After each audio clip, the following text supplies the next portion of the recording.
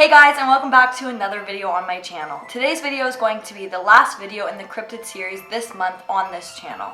So with that all being said, let's jump right into the video. Today's cryptid is going to be the Beast of Bladenboro, also known as the Vampire Beast. This cryptid originated in December of 1953 into January of 1954 in no other than Bladenboro, North Carolina. And I just have to say that North Carolina is crawling with cryptids. There must be something going on in the water over there because you guys have so many cryptids, it's insane. Just a little bit of a warning here, this cryptid is very violent towards dogs, and I know that some people are extremely sensitive to violence on animals more than people, which is kind of odd, but this video is going to get a little bit more graphic than some of the other videos that I've done on cryptids, so if you're not comfortable with that, you might want to click out of this video and go check out some of the other videos on my channel. So there's the warning, let's get on with the video.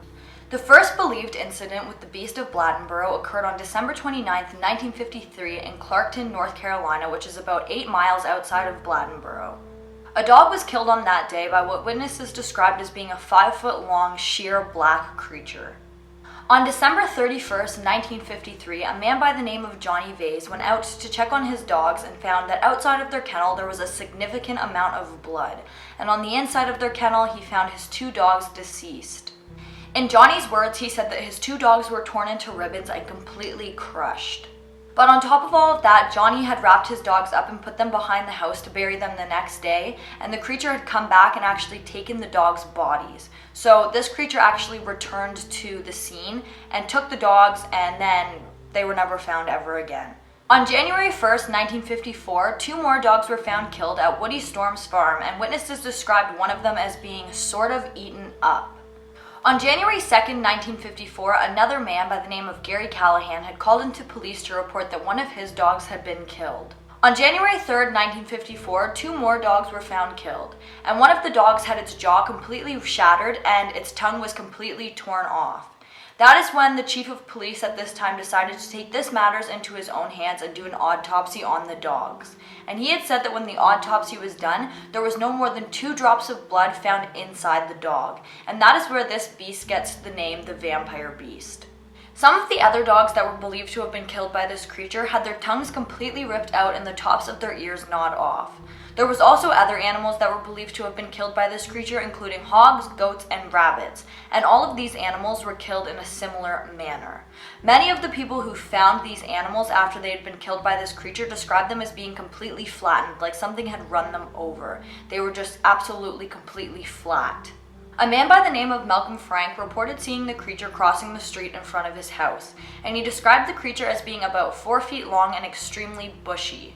He also said that this creature resembled a bear or a panther, and then recapped and said that this creature resembled a bear and a panther combined. A group of hunters also tracked this creature for about 3 miles, and while tracking it, they said that the creature's claws were about 1 inch long, and this indicated that the creature weighed anywhere from 80 to 90 pounds. They also said that the creature's movement indicated that the creature either had a mate or babies nearby.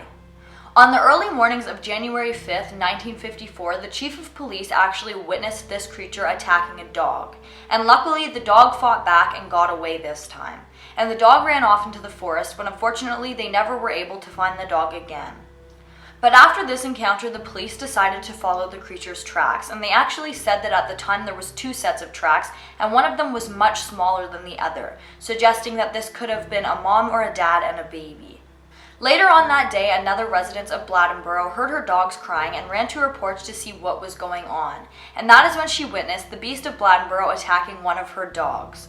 But when the Beast of Bladenboro saw her, it started to walk towards her. And then the woman screamed, and this seemed to scare the creature off, and it ran away from the property. And that is pretty lucky for this woman, as seeing as this creature attacked its prey in a very violent manner, she probably didn't stand a chance. On January 6th, a young boy was looking outside of his window when he saw what he described as a huge cat. He said that this creature cried and it sounded like a human baby. He said that he watched the creature on his front porch moving around for quite a while before something caught its attention and it took off out of his view.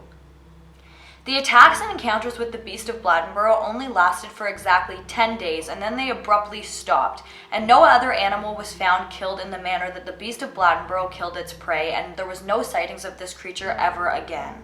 Since the first night of the Beast of Bladenboro's attack, many hunters have tried to go out every single night with their dogs to try and catch this creature. And on one of these nights, they even had planned to tie the dogs up as bait and use them to catch the creature, but luckily for the dogs, this plan fell through. On January 13th, a local farmer by the name of Luther Davis claimed to have caught and killed the Beast of Bladenboro, but it had later turned out that what he had caught and killed was just a bobcat. 2 more men had also reported that they had killed the Beast of Bladenboro on that exact same day. One of these men was a man by the name of Bruce Sales, who was actually visiting Bladenboro from Tabor City. He said that he hit the creature on his way out of Bladenboro, and he had then picked the creature up and brought it back home with him to Tabor City. He said that the creature that he hit was anywhere from 20 to 40 inches high and weighed anywhere from 45 to 90 pounds. He also said that this creature was like a very large cat, but it had spots all over it resembling a leopard. This is a photo of Luther Davis holding what he claims is the Beast of Bladenboro, but to me it just looks like a mountain lion. And many people, including scientists, say that there is no way that a creature of that size could have murdered dogs in such a brutal and violent manner. Just a little recap here, it is claimed that the Beast of Bladenboro completely squashed its victims, and there was lots of witnesses who had claimed that when they had found their dogs or other animals that had been attacked by this creature, they were completely flat as if something had run them over. And I'm no animal expert or anything like that, but I have just never heard of an animal completely squashing its victims in this manner. And after looking at this picture that was given that is claimed to have been the Beast of Bladenboro, I think that it kind of resembles the same size as a large dog. So I just don't think that this creature could have completely squashed any large dog.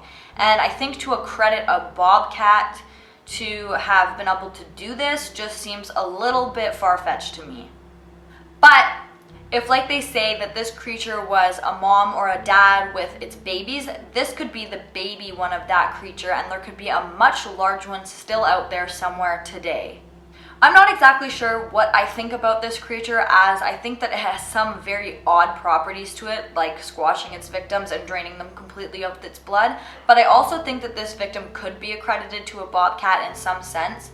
It just is one that really leaves me with a lot of questions. But like always, let me know what you think of this creature in the comments down below.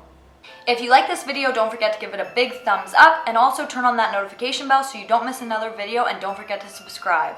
This will be the last video in the cryptid series on my channel, but I definitely will return to this topic in the future as I really enjoyed making all of these videos and doing the research on this type of thing. So once again, thank you so much for watching, and I'll see you in the next one. Bye guys!